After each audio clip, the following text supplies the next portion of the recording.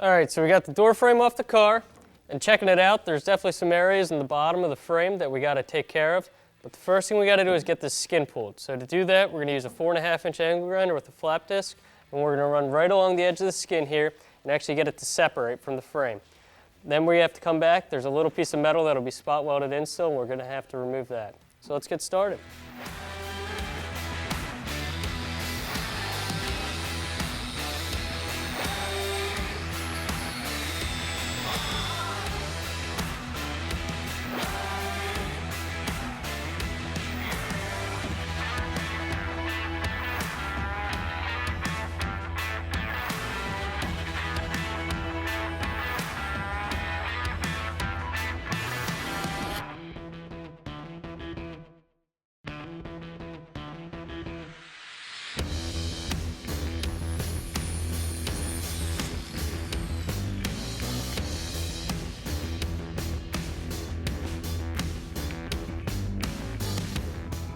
So removing that door skin with the angle grinder gave me no trouble at all.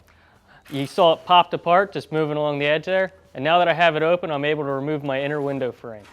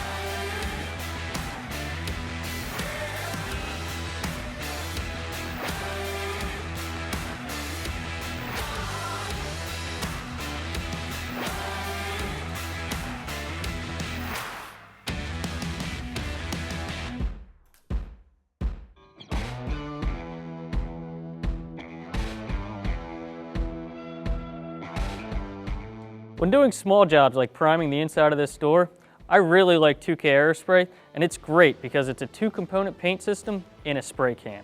So instead of taking a bunch of time to mix paint and get your paint gun set up, you can just pop the bladder on the bottom of the can and shake.